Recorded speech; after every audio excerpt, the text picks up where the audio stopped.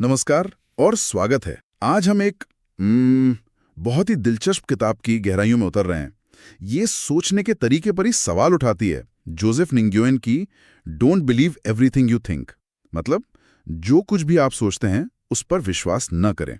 तो आज हम इसी किताब के जो सबसे अहम विचार हैं और जो प्रैक्टिकल बातें हैं उन पर बात करेंगे। और देखिए, ये चर्चा किताब के सारांश और उसमें दिए गए कुछ बहुत ही असल जिंदगी के किस्सों पर आधारित है। हमारा मिशन क्या है? ये समझना कि हमारे विचारों के साथ हमारा जो रिश्ता है ना, वो हमारी अंदरूनी शांति या अशांति को कैसे बनाता बिगाड़ता है। और सबसे जरूरी, क्या ये वाकई मुमकिन है कि हम अपने विचारों को बस देखें, उन पर आंख मूंद कर यकीन किए बिना और ज्यादा सुकून से जिएं? बिल्कुल। और ये किताब उसी बुनियादी मुश्किल को छूती है जिससे शायद हम सब कभी न कभी गुजरते ही हैं। कैसे हम अक्सर अपने ही ख्यालों में, अपनी ही सोच के जाल में ऐसे फंस जाते हैं कि दुख और बेचैनी महसूस होने लगती है। वो विचार इतने असली लगते हैं, इतने सच लगते हैं कि हम भूल ही जाते हैं कि वो हैं तो सिर्फ विचार ही। और जो बात इस किताब को खास बनाती है वो है इसका बड़ा बोल्ड वादा कह सकते हैं कि बाहरी हालात चाहे जैसे भी हों, उन्हें बदले बिना भी अंदरूनी शांति मिल सकती है। जरा सोचिए, आज की इस भागदौड़ भरी दुनिया में जहां बाहर की चीजों पर हमारा कंट्रोल इतना कम है, ये ख्याल कितना कितना राहत देने वाला लगता है ना। ये सिर्फ एक अच्छी लगने वाली बात नहीं है, बल्कि एक प्रैक्टिकल रास्ता दिखाने का दावा करती है ये किताब। ठीक है, तो इसे खोलकर समझते हैं। नुंगवेन का जो सबसे आप कह सकते हैं बुनियादी विचार है, वो सुनने में शायद आसान लगे पर है बहुत गहरा, कि दुख या तकलीफ जो है वो हमारे विचारों से नहीं आती, बल्कि उन विचारों पर हमारे अंधे विश्वास से आती है। ये विश्वास ही है जो विचारों को इतनी शक्ति दे देता है। किताब में एक महिला का जिक्र है, उसकी नौकरी चली गई। अब देखें, नौकरी जाना तो अपने आप में मुश्किल है ही, बिल्कुल। लेकिन उसके बाद हफ्तों तक वो एक ही सोच के चक्कर में फंसी रही, मैं असफल हूं। बस ये एक विचार, पर उसने इस पर इतना यकीन कर लिया कि ये उसकी सच्चाई बन गई। और नतीजा, हफ्तों की चिंता, रातें बिना सोए गुजरना, आत्मविश्वास एकदम खत्म। ये बहुत आम है वैसे। हम एक विचार को पकड़ लेते हैं और वो हमारी पूरी दुनिया बन जाता है। सही कहा, लेकिन फिर कुछ बदला। उसने धीरे धीरे ये देखना सीखा कि नौकरी छूटना ये एक बाहरी घटना थी, और मैं असफल हूं या मैं किसी लायक नहीं हूं, ये उस घटना पर उसकी अपनी डाली हुई एक मान्यता थी, एक कहानी जो वो खुद को सुना रही थी। जैसे ही उसने इन दोनों को अलग करके देखा, मतलब घटना अलग और उस पर मेरा विचार अलग, तो उस विचार की जो पकड़ थी वो ढीली पड़ने लगी। दर्द शायद तब भी था नौकरी जाने का, लेकिन वो जो गहरा दुख था ना, वो कम होने लगा। और दिलचस्प बात यह है कि जब वो डर से निकली तो उसने असल में एक बेहतर मौका ढूंढ लिया। हाँ, ये किस्सा यही दिखाता है कि हम कितनी बार असलियत से नहीं, बल्कि असलियत के बारे में अपनी जो कहानियां गढ़ लेते हैं ना, उनसे परेशान होते हैं। ये असफलता वाली कहानी वाकई सोचने पर मजबूर करती है। यहाँ दिलचस्प बात यह है कि ये सीधा जुड़ता है विचारों की प्रकृति से। देखिए, विचार तो बस मन में उठते हैं, जैसे कोई पॉपअप आ गया हो। वो हमारी पिछली यादों से, हमारे अनुभवों से, भावनाओं से, यहाँ तक कि कल रात हमने क्या देखा या सुना, इन सब से असर लेकर अपने आप आते जाते रहते हैं। नुगुएन उन्हें एक तरह से रेडियो सिग्नल जैसा बताते हैं। Radio signal? अच्छा। हाँ, मतलब बैकग्राउंड में हमेशा कोई ना कोई स्टेशन बज रहा है, कोई प्रसारण चल रहा है। अब सवाल ये है कि क्या हम हर सिग्नल को पकड़कर उस पर ध्यान देने, उस पर विश्वास करने के लिए मजबूर है, या हम चुन सकते हैं कि किस पर ध्यान देना है और किसे बस बजने देना है। ये चुनने वाली बात है हमें। बिल्कुल। जैसे मान लीजिए कोई रात में अकेले कहीं जा रहा है और अचानक मन में विचार आता है, अरे यहाँ कुछ बुरा हो सकता है। अब ये विचार कहाँ से आया? हो सकता है ये डर का कोई पुराना पैटर्न हो, बचपन का कोई अनुभव हो, या कोई सुनी हुई कहानी। किताब कहती है कि ये अक्सर बस एक पुरानी प्रोग्रामिंग है जो किसी वजह से ट्रिगर हो गई है। तो फिर क्या करें उस वक्त? नुंगवीन कहते हैं, अगर उस विचार पर तुरंत प्रतिक्रिया देने, मतलब डर जाने, घबरा जाने के बजाय कोई बस उसे नोटिस करे, अच्छा ये डर वाला विचार फिर आया है, तो अक्सर होता ये है कि वो विचार अपनी ताकत खो देता है। जैसे आकाश में बादल आते हैं और चले जाते हैं, वैसे ही ये विचार भी बिना पकड़ बनाए गुजर सकता है। यहीं छुपा है वो जरूरी सबक, विचार असलियत नहीं है। वो सिर्फ क्या कहा था आपने? मानसिक मौसम। हाँ बिल्कुल, मानसिक मौसम जो पल पल बदलता रहता है, उन्हें जरूरत से ज्यादा गंभीरता से लेना ऐसा है जैसे हर बादल को तूफान समझ लेना। और ये मानसिक मौसम, जैसा आपने कहा, अक्सर हमारे अहंकार या जिसे हम ईगो कहते हैं, उससे बहुत गहरे से जुड़ा होता है। ननगुएन अहंकार को बड़े सरल तरीके से समझाते हैं। ये मूल रूप से एक कहानी है, एक पहचान है जो हम अपने बारे में लगातार खुद को सुनाते रहते हैं। मैं ऐसा हूँ, मैं वैसा नहीं हूँ, मुझे ये पसंद है, वो नापसंद है। हाँ, एक सेल्फ इमेज। हाँ बिल्कुल। और ये कहानी, ये पहचान लगातार बाहरी दुनिया से पुष्टि चाहती है, वैलिडेशन चाहती का किस्सा है।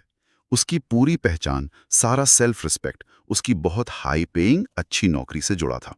वो खुद को उसी नौकरी के चश्मे से देखता था। जब अचानक वो नौकरी चली गई तो जैसे उसकी दुनिया ही उजड़ गई। वो गहरे डिप्रेशन में चला गया, क्योंकि उसका सारा मूल्य, उसकी मैं कौन हूं की पूरी भावना बस एक विचार पर टिकी थी। कौन सा विचार? मेरा मूल्य मेरे काम से है, मेरी पोजीशन से है। नौकरी गई तो जैसे उसका मूल्य ही खत्म हो गया, ऐसा उसे लगा। ओहो, ये तो बहुत लोगों के साथ होता होगा। हाँ, यहाँ बात वाकई दिलचस्प हो जाती है, क्योंकि उसकी मुक्ति तब शुरू हुई जब उसने धीरे धीरे ये समझना शुरू किया कि वो नौकरी नहीं था, वो विचार नहीं था कि मेरा मूल्य मेरे काम से है, बल्कि वो इन सब के पीछे मौजूद सिर्फ एक चेतना है, एक साक्षी है, एक अवेयरनेस है। ये एहसास कि मैं अपने विचारों से बढ़कर कुछ हूं, इसी ने उसे धीरे धीरे उस डिप्रेशन से बाहर निकाला और उसे अपनी असली कीमत का एहसास कराया, जो किसी बाहरी चीज पर निर्भर नहीं थी। बिल्कुल। और अहंकार ऐसा करता क्यों है? नुगीन के अनुसार ये उसकी फितरत है। उसे जिंदा रहने के लिए लगातार पुष्टि चाहिए, वैलिडेशन चाहिए। वो अपनी बनाई हुई कहानी, मैं सफल हूं, मैं महत्वपूर्ण हूं, को सच साबित करने के लिए बाहर सबूत ढूंढता रहता है। और जब उसे ये सबूत नहीं मिलते या कोई उसकी कहानी पर सवाल उठाता है तो उसे खतरा महसूस होता है, वो इनसिक्योर हो जाता है। नगवेन की ये बात मुझे बहुत शक्तिशाली लगी।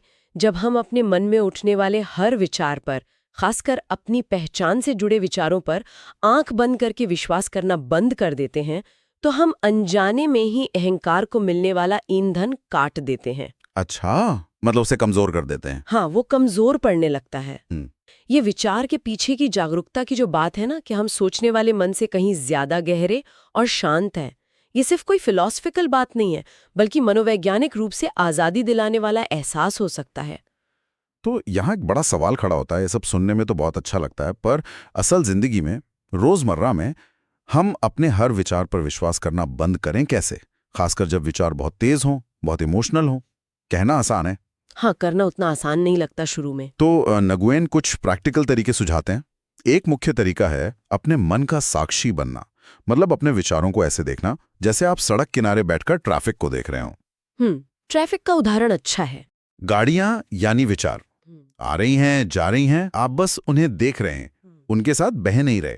सही। किताब में उनकी एक दोस्त का जिक्र है जो सालों से गंभीर एंजाइटी से जूझ रही थी। उसने एक छोटा सा पर गहरा बदलाव किया।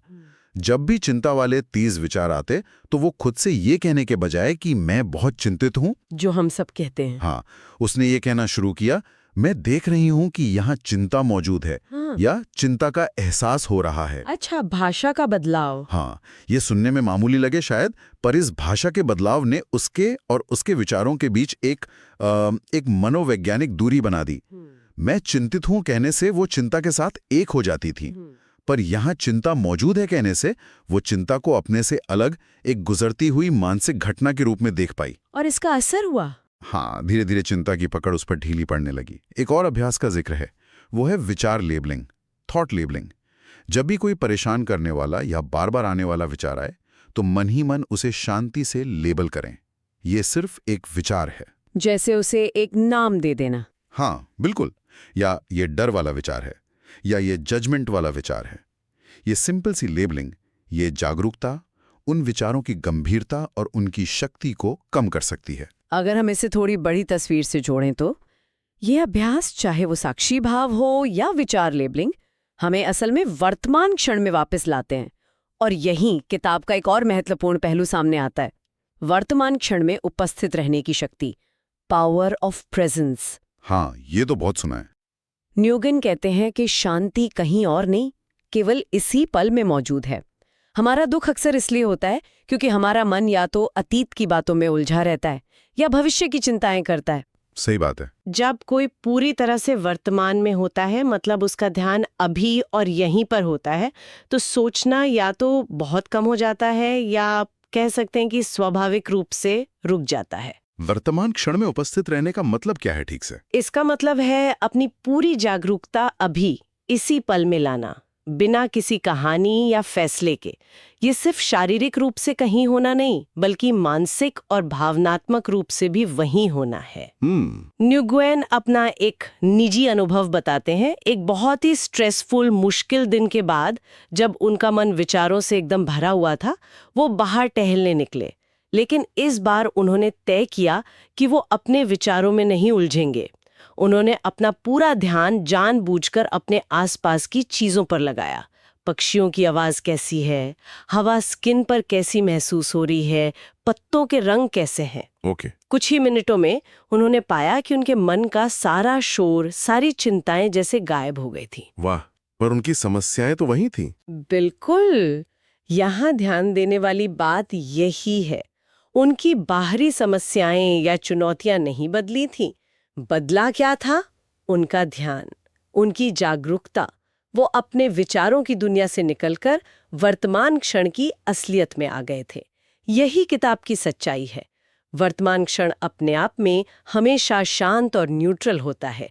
यह हमारा मन है जो अतीत या भविष्य में जाकर इसमें कहानियां और भावनाएं घोल देता है। तो इसका अभ्यास कैसे करें? माइंडफुल मोमेंट्स का अभ्यास कर सकते हैं। दिन में कई बार बस कुछ पल रुककर अपनी 5 इंद्रियों पर ध्यान केंद्रित करना। क्या दिख रहा है, क्या सुनाई दे रहा है, क्या गंध है, क्या स्वाद है, क्या स्पर्श हो रहा है। ये हमें वर्तमान में लौटने में मदद करता है। विचारों की तरह ही भावनाएं भी हमें बहुत गहराई से प्रभावित करती हैं और अक्सर लगता है कि हम अपनी भावनाओं के गुलाम हैं। न्यूगियन इस पर भी बात करते हैं। वो समझाते हैं कि भावनाएं, इमोशंस, मूल रूप से हमारे विचारों द्वारा पैदा की गई एनर्जी हैं जो हमारे शरीर में महसूस होती हैं। शरीर में महसूस होती हैं, हाँ। जैसे विचारों पर विश्वास करना दुख देता है, वैसे ही भावनाओं का विरोध करना, उन्हें दबाना या उनसे लड़ना भी दुख पैदा करता है। उन्हें स्वीकार करना, उन्हें महसूस होने देना मुक्ति दिलाता है। ये बात थोड़ी मुश्किल लगती है कभी-कभी, भावनाओं को बस महसूस होने देना। हाँ, मुश्किल लग सकती है। किताब में एक युवक का उदाहरण है जो हमेशा अपने गुस्से को दबाने की कोशिश करता था। क्यों? क्योंकि उसके मन में एक गहरा विश्वास बैठा था कि अच्छे लोग गुस्सा नहीं करते। अच्छा, ये विश्वास भी एक विचार ही हुआ। बिल्कुल, वो गुस्से को एक बुरी चीज मानता था, लेकिन इस दमन का नतीजा ये होता था कि वो गुस्सा अंदर ही अंदर जमा होता रहता था और फिर किसी छोटी सी बात पर ज्वालामुखी की तरफ फट पड़ता था। रिश्ते खराब होते थे। उसकी जिंदगी तब बदली जब उसने एक नया तरीका सीखा। जब भी गुस्सा उठे तो उसे दबाने या सही गलत ठहराने के बजाय बस शांति से बैठ जाए और उस गुस्से की भावना को अपने शरीर में महसूस करे। ये कहाँ महसूस हो रहा है? सीने में, पेट में, कंधों में? ये कैसा महसूस हो रहा है? जलन जैसा, दबाव जैसा? बिना किसी कहानी के, बिना जजमेंट के, सिर्फ उस शारीरिक संवेदना को महसूस होने देना। उसने पाया कि जब वो ऐसा करता था तो गुस्से की एनर्जी धीरे धीरे अपने आप कम होने लगती थी, बिना किसी नुकसान के। तो सबक ये है कि भावनाएं महसूस करने के लिए होती हैं, उन्हें ठीक करने, बदलने या दबाने के लिए नहीं। हाँ, शायद वो फील टू हील यानी महसूस करके ठीक होना का जो अभ्यास है वो इसी सिद्धांत पर आधारित है कि भावनाओं को स्वीकार करने से ही उनका असर कम होता है।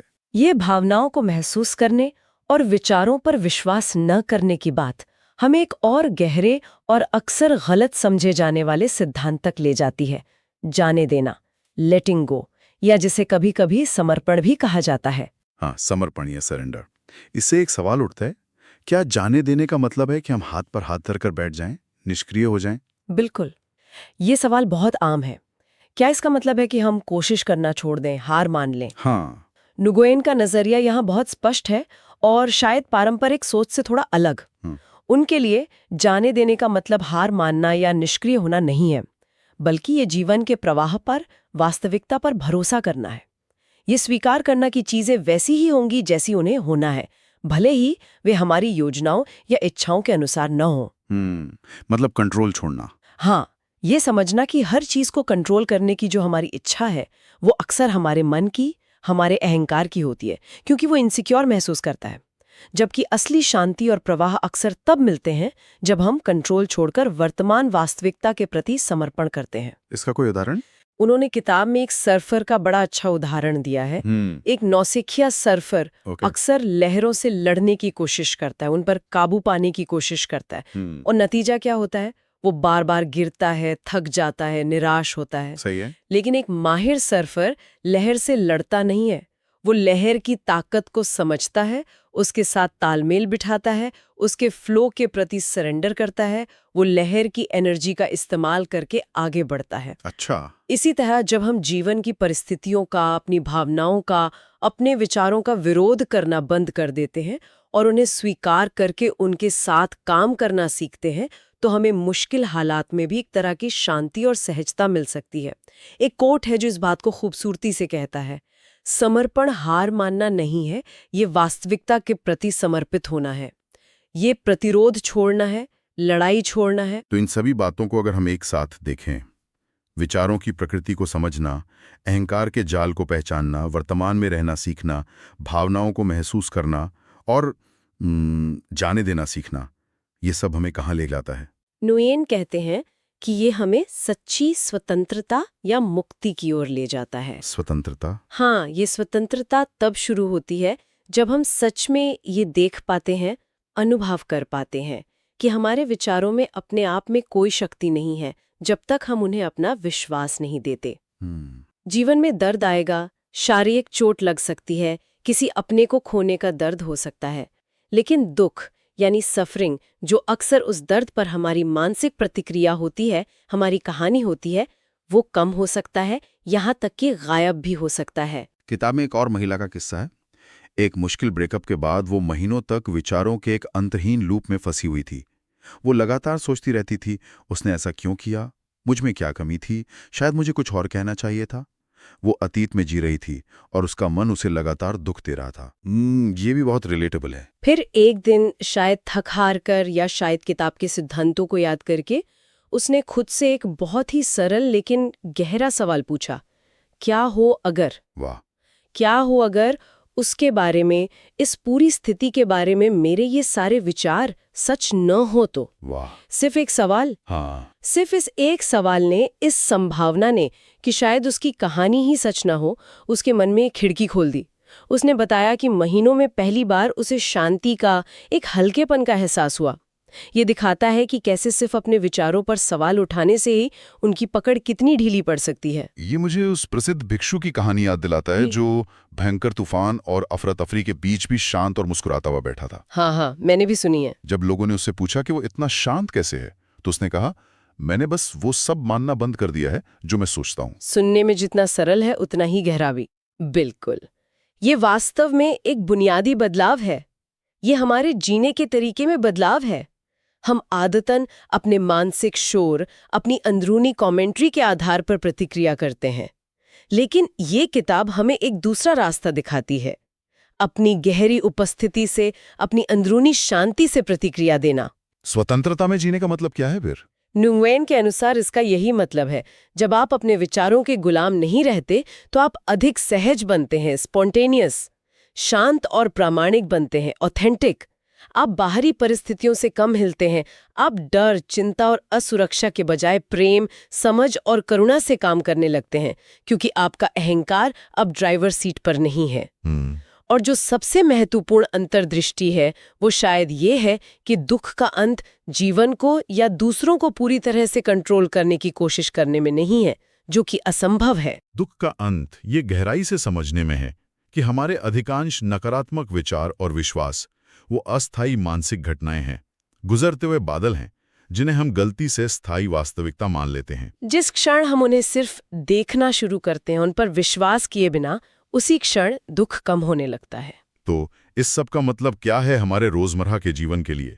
अगर हम मुख्य बातों को, सबसे जरूरी सीखों को फिर से दोहराएं। हाँ, बिल्कुल समेटते हैं। हाँ। पहला और शायद सबसे क्रांतिकारी विचार सत्य नहीं है, वे महज हमारे मन में चलने वाली कहानियां हैं या मानसिक घटनाएं। दूसरा, इन विचारों का निरीक्षण करना सीखें, उनसे लड़े नहीं या उन्हें दबाएं नहीं, साक्षी बने। तीसरा, भावनाओं को स्वीकार करें, उनका विरोध न करें। स्वीकृति अक्सर प्रतिरोध की तुलना में भावनाओं को तेजी से शांत करती है। चौथा, वर्तमान क्षण में टिकना सीखें। शांति का दरवाजा यही है, इसी पल में। और पांचवा, कंट्रोल छोड़ना सीखें। जाने दें, जीवन को खूबसूरती से सामने आने के लिए हमेशा आपके हस्तक्षेप या कंट्रोल की जरूरत नहीं होती। सही कहा। ये बातें सुनने में सरल लग सकती हैं, लेकिन इन्हें जीवन में उतारने का असर बहुत गहरा हो सकता है। बिल्कुल सही कहा। और अच्छी बात यह है कि ये सिर्फ फिलॉसफी नहीं है, बल्कि इसके लिए कुछ प्रैक्टिकल अभ्यास भी हैं, जिनका हमने बीच बीच में जिक्र भी किया। हाँ, जैसे विचार लेबलिंग। ये सिर्फ एक विचार है, ये विचारों से दूरी बनाने में मदद करता है। माइंडफुल मोमेंट्स, जो हमें वर्तमान में लाता है। सत्य परीक्षण भी था शायद। हाँ, सत्य परीक्षण, अपने गहरे बैठे विश्वासों पर सवाल उठाना। क्या यह विचार 100% सच है? और फील टू हील, भावनाओं को बिना जज किए शरीर में महसूस करना। पर यह जादू की छड़ी तो नहीं है। आज जादू की छड़ी नहीं है कि आज किया और कल सब ठीक हो गया। ये स्किल्स हैं, जिन्हें धैर्य और लगातार प्रैक्टिस से विकसित करना होता है। लेकिन धीरे धीरे ये अभ्यास हमारे विचारों और भावनाओं के साथ हमारे रिश्ते को बदल सकते हैं। हमें उस शांति के करीब ला सकते हैं जो न्गुयेन के अनुसार हमारी भीतर हमेशा से मौजूद है, बस विचारों के शोर के नीचे दबी हुई है। इस पूरी चर्चा को समेटने के लिए एक प्रभावशाली कोट जो मुझे याद आ रहा है, आप टूटे हुए नहीं हैं, आप बस अपने विचारों में खो गए हैं। वाह, ये बहुत अच्छा है। या एक और जो किताब के टाइटल से जुड़ता है, शांति वहां शुरू होती है जहां विचारों पर विश्वास खत्म होता है। बिल्कुल। किताब का अंतिम संदेश शायद यही है, हमें कहीं जाकर शांति खोजने की जरूरत नहीं है, हमें बस उस शांति को फिर से खोजना है जो हमारे मन के इस अंतिम शोर के शुरू होने से पहले हमारे भीतर हमेशा से थी, हमारा असली स्वभाव है। और रास्ता सरल है, पर आसान नहीं। निरीक्षण करें, विश्वास न करें। और इस गहन चर्चा के अंत में हम अपने श्रोताओं के लिए एक सोचने वाला सवाल छोड़ना चाहेंगे। हाँ, जरूर। इन सब बातों पर गौर करते हुए किसी के अपने जीवन में ऐसा कौन सा बार बार आने वाला विचार पैटर्न या कहानी है जिसे आंख मूंदकर सच मानने के बजाय बस एक मानसिक घटना के रूप में देखने की कोशिश की जा सकती है? अगर उस विचार पर विश्वास को थोड़ा सा ढीला कर दिया जाए, थोड़ी दूरी बना ली जाए, तो जिंदगी में अंदरूनी अनुभव में क्या बदल सकता है? इस पर विचार करना शायद इस चर्चा का पहला कदम हो सकता है।